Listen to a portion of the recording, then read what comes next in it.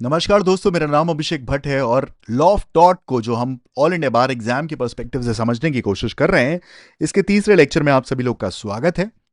चलिए सीधे यहाँ पर शुरुआत करने से पहले मैं आपको बताना चाहूंगा कि लीगल करंट अफेयर के जो हमारे सेशन है सुबह 9 बजे कंडक्ट कराए जाते हैं। बाकी आप मेरे साथ व्हाट्सएप और टेलीग्राम पर भी जुड़ सकते हैं और साथ साथ स्टडी आईक्यू की जो ऐप है उसको आप डाउनलोड कर सकते हैं। वहाँ पर डेली क्विज करवाया जाता है जो कि आपके लॉ के एग्जाम के पर्सपेक्टिव से और जुडिशरी और एपी के एग्जाम के पर्सपेक्टिव से इंपॉर्टेंट होता है। रैंकिंग भी वहाँ पर दोस्तों प्रोवाइड करी जाती है, तो बहुत इंपॉर्टेंट रहता है ये आपके लिए। यहां पर हम लोग ने समझ रहे हैं लॉ ऑफ टॉट के बारे में। राइट्स जो हैं टॉट्स के अराउंड क्या क्या रहते हैं, राइट इन रेम और राइट इन पर्सोनम पे हमने एक डिस्कशन करा था पिछले लेक्चर में भी, जहां पर बताया था राइट इन रेम मतलब ऐसे अधिकार जो पूरे दुनिया के अगेंस्ट आपके पास अवेलेबल हैं। राइट इन पर्सोनम के बारे में बात करूं तो ये किसी पर्टिकुलर व्यक्ति विशेष के अगेंस्ट ही आपको पास अवेलेबल होता है। जैसे एग्जाम्पल देखोगे राइट इन रेम का मतलब आपके पास अधिकार है, आप अपने पार्किंग स्पॉट पर गाड़ी खड़ी कर सकते हैं। ये आपके पास अधिकार है पूरे दुनिया के अगेंस्ट कि कोई भी दुनिया में व्यक्ति आपके पार्किंग स्पॉट पर जाकर गाड़ी नहीं खड़ी कर सकता। लेकिन यहां पर अगर मान लीजिए बी ने गलत तरीके से गाड़ी खड़ी कर दी और इसके लिए ए ने सूट फाइल किया और डिक्री ए के फेवर में आ जाती है, सो ये बन जाता है राइट इन पर्सोनम। मतलब अब डिक्री है जहां पर ए के पास एक अधिकार है बी के अगेंस्ट कि बी उसके स्पॉट पर गाड़ी नहीं खड़ा करेगा, बी को कोर्ट ने रोक दिया है। सो राइट इन रेम के अगर और डिटेल में देखें, ये पूरे के पूरे समाज, पूरे की पूरी दुनिया के अगेंस्ट ऑल पर्संस अवेलेबल होता अधिकार है। सो जैसे कि right to life and personal liberty, आपको डिफेम ना करने का अधिकार, कोई भी आपके अगेंस्ट कोई भी गलत बात नहीं कर सकता, इसका आपके पास अधिकार है। आप अपने जमीन को पीसफुली एंजॉय कर सकते हैं, कोई भी व्यक्ति आपके पोजेशन पर एक तरह से अपना कब्जा नहीं कर सकता, आपकी जमीन पर कब्जा नहीं कर सकता। सो यहां पर करस्पॉन्डिंग ड्यूटी होती है पूरी दुनिया पर कि आपके इन अधिकारों का वो हनन ना करें, इसको वायलेट ना करें। सो राइट इन पर्सोनम अगर आप देखोगे ये किसी स्पेसिफिक व्यक्ति के अगेंस्ट अवेलेबल होते हैं। जैसे कि आपको एक कोई कॉन्ट्रैक्चुअल ऑब्लिगेशन है जहां पर आपने लोन लिया था तो लोन आपको वापस करना पड़ेगा। जिस व्यक्ति ने, जो आपका क्रेडिटर था, उसको ये पैसा आपको देना पड़ेगा। उस क्रेडिटर के पास अधिकार है कि वो कोर्ट जा सकता है और आपसे मांग सकता है दिए गए पैसों को। आपने लीज किया था, ये लीज भी उस पर्टिकुलर व्यक्ति के अगेंस्ट अवेलेबल होगी जो भी आपका टर्म को वायलेट करता है। लेसर और लेसी के बीच में कॉन्ट्रैक्ट होता है। सो इसको अगर वायलेट करोगे तो ये भी एक राइट इन पर्सोनम है। पार्किंग स्लॉट पे तो हमने ऑलरेडी बात कर ली है। तो डिक्री अगर आ जाती है ए के फेवर में तो ये बी को रोकती है, ये अलग से सी के अगेंस्ट काम नहीं करेगी। तो परफेक्ट और इम्परफेक्ट राइट्स पर भी हमने थोड़ा चर्चा करी थी। परफेक्ट वो राइट्स होते हैं जो कि जिनमें राइट भी होती है, ड्यूटी भी होती है और उसके साथ जुड़ी हुई रेमेडी भी होती है। सो अगर एग्जाम्पल देखोगे, right to compensation for defamation यहां पर परफेक्ट राइट की कैटेगरी में फॉल करता है। इम्परफेक्ट राइट वो है जहां पर अधिकार तो है, जहां पर ऑपोजिट पार्टी की ड्यूटी भी है, लेकिन यहां पर कोई रेमेडी लाई नहीं करती दोस्तों। जैसे कि टाइम बार्ड डेट जो होता है या टाइम बार्ड लोन जिसे हम कहते हैं। तो यहां पर एग्जाम्पल्स इम्परफेक्ट राइट के क्या है? ए ने बी से कुछ पैसे लिए थे और ये बात करी गई थी कि 1 साल के अंदर मैं पैसे अपने वापस कर दूंगा।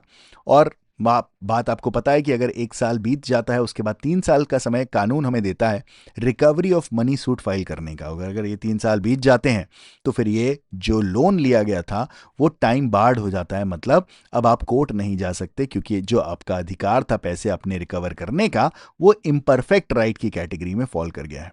सो जैसे ही लिमिटेशन पीरियड खत्म हुआ, कोई भी रेमेडी आपके पास नहीं बची। तो ये एग्जाम्पल है आपका इम्परफेक्ट राइट का। सो प्राइवेट रॉन्ग और सिविल रॉन्ग के बीच में क्या फर्क है, ये भी हमने लास्ट लेक्चर में कवर किया था।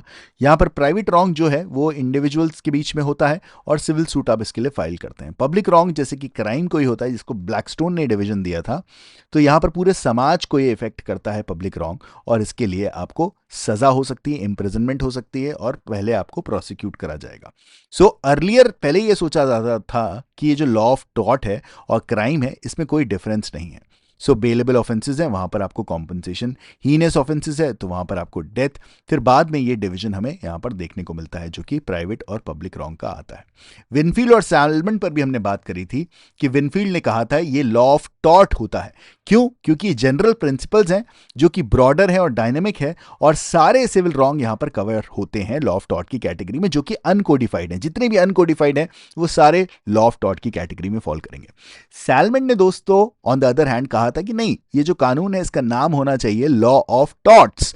एस है यहां पर, देखिएगा इन दोनों में फर्क है। सो सैलमन ने एस वाले शब्द पर फोकस किया, कहा कि सिर्फ और सिर्फ स्पेसिफिक टॉर्ट्स के लिए ही आप कोर्ट आ सकते हैं। तो इनके द्वारा जो परिभाषा दी गई टॉर्ट की वो काफी नैरो और स्टैटिक है। बोला गया कि सिर्फ प्री डिफाइंड टॉर्ट जो है वही अलाउ है। सो एक तरह से सैलमन वो बात कह रहे हैं कि लॉ तो अनकोडिफाइड है जो टॉर्ट का है, लेकिन उसमें भी हमने कुछ चीजें कोडिफाई कर ली गई हैं। यही है आपकी पिजन होल थ्योरी। तो जो पिजन होल होगा उसी के हिसाब से आप एंटर कर सकते हैं कोर्ट में।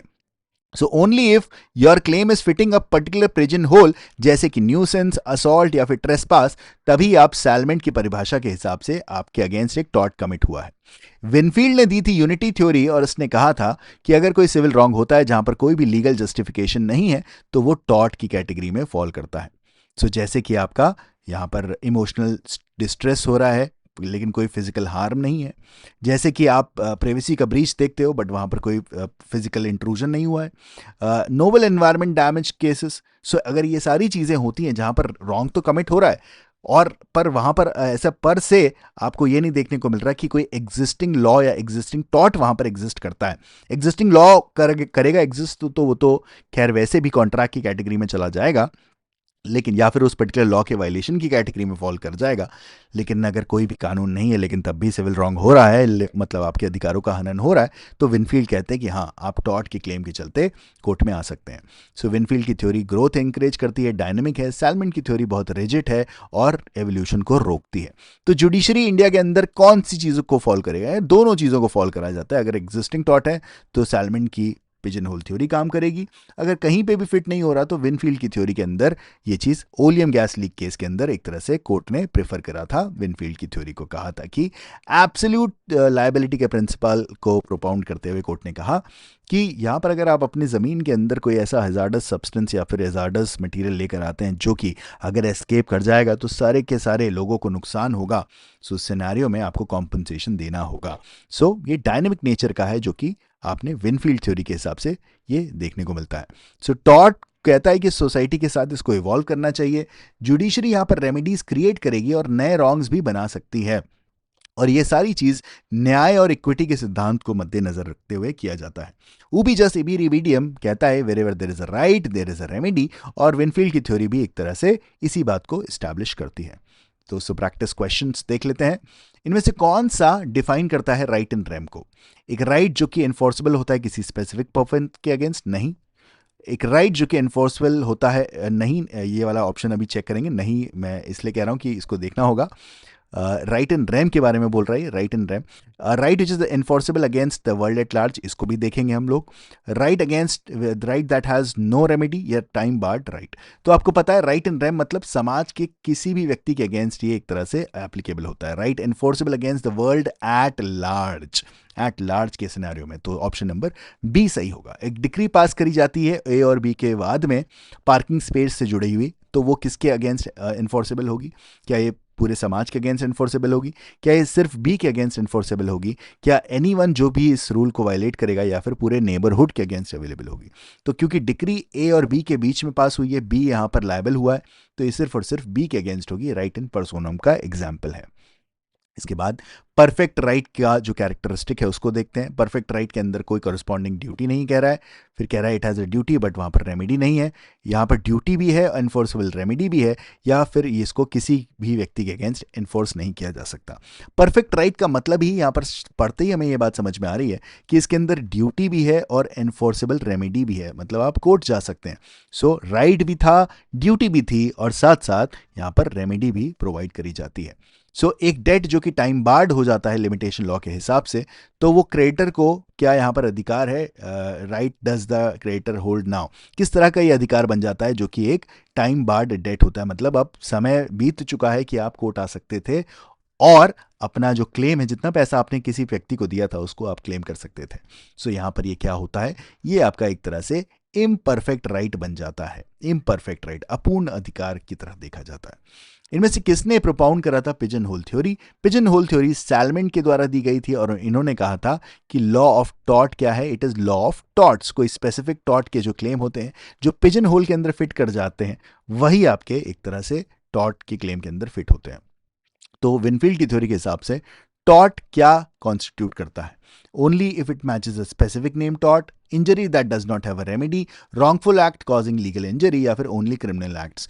तो यहाँ पर सैलमन ने काफी कॉम्प्रिहेंसिव बात करी थी, कहा था कि जब कभी भी लीगल इंजरी हो रही है, मतलब आपके राइट का वायलेशन हो रहा है, उस सिनेरियो में ये एक रॉन्गफुल एक्ट है और आपको एक तरह से लायबल यहां पर बनाया जा सकता है। सातवां सवाल आपके सामने, which case supports the view that new thoughts can evolve with changing societal needs. अब एआई का जमाना आ रहा है, धीरे धीरे जो आपके राइट्स का वायलेशन होगा, जैसे कि पर्सनालिटी राइट्स का वायलेशन आप देखते हैं, एआई जनरेटेड वीडियोस आ जाते हैं। सो इनमें से किस पर्टिकुलर केस के अंदर बोला गया था कि जो नए टॉट्स हैं वो भी इवॉल्व होते रहने चाहिए? सो ये चीज आपको MC Mehta versus union of India के केस में दी गई थी, ओलियम गैस लीक केस, जहां पर एब्सोल्यूट लायबिलिटी का प्रिंसिपल प्रोपाउंड करा गया था और विनफील्ड की थ्योरी की तारीफ करी गई थी। तो आठवां सवाल आपके सामने है, इनमें से कौन सा एग्जाम्पल नहीं है राइट इन पर्सोनम का? राइट इन पर्सोनम के बारे में बात करता हूं तो ये स्पेसिफिक व्यक्ति के अगेंस्ट अवेलेबल होनी चाहिए। Loan repayment obligation, rent control, rent जो एग्रीमेंट है उसका contractual obligation, right to peaceful possession of land, या फिर डिक्री अगेंस्ट स्पेसिफिक इंडिविजुअल। ये भी पर्सोनम है। कॉन्ट्रैक्ट किसी दो व्यक्ति के बीच में होगा, लोन भी किसी दो व्यक्तियों के बीच में होगा, लेकिन आपके पास अधिकार है अपनी प्रॉपर्टी को पीसफुली एंजॉय करने का, ये पूरे समाज के अगेंस्ट है। सो ये राइट इन रेम होगा। तो सही उत्तर होगा यहां पर सी। फिर जूरिस्ट किसने सपोर्ट की थी विनफील्ड, जो यूनिटी थ्योरी है जो कि आपका एक तरह से विनफील्ड के द्वारा दी गई थी? तो क्या यहां पर सैलमन थे, ब्लैकबर्न थे, फेडरिक पॉलक, या फिर ब्लैकस्टोन? दोस्तों यहां पर सही उत्तर होगा, आपने देखा होगा पिछले की स्लाइड्स में भी, ये फेडरिक पॉलक ने सपोर्ट करी थी विनफील्ड की यूनिटी थ्योरी। मतलब वो थ्योरी जो कहती है कि ऐसा जरूरी नहीं कि सिर्फ और सिर्फ पिजन होल्स के हिसाब से ही टॉर्ट माना जाएगा, पर टॉर्ट क्या है, जब कभी भी लीगल इंजरी होती है तो टॉर्ट एक तरह से वहां पर कमिट होता है। पॉलक ने इसको सपोर्ट किया था। कौन सा फंडामेंटल मैक्सिम है जो कि टॉर्ट लॉ को बताता है? तो क्या यहां पर पैक्टा sunt servanda, ignorantia juris non exusit, नीमो डैट नॉन कॉड नॉन हैबिट, या फिर आपका उबी जस इबी रिबीडियम? देखिए इतनी बार हम लोग कर चुके हैं इसको। उबी जस इबी रिबीडियम का जो सिद्धांत है वो आपका बताता है कि जो लॉ ऑफ टॉर्ट है वो किस तरह से निकल कर आता है। तो ये था दोस्तों आज का डिस्कशन। जुड़ सकते हैं आप हमारे साथ स्टडी IQ के ऐप पर, व्हाट्सएप पर मेरे साथ जुड़ सकते हैं दिए गए नंबर पर कांटेक्ट कर और इस पर्टिकुलर सेशन की पीपीटी और जो डिटेल्स हैं वो पाना चाहते हैं, या फिर लीगल करंट अफेयर को अच्छे से समझना चाहते हैं, जजमेंट की कॉपी चाहते हैं, तो दिए गए टेलीग्राम चैनल QR कोड को स्कैन करके आप मेरे साथ जुड़ सकते हैं।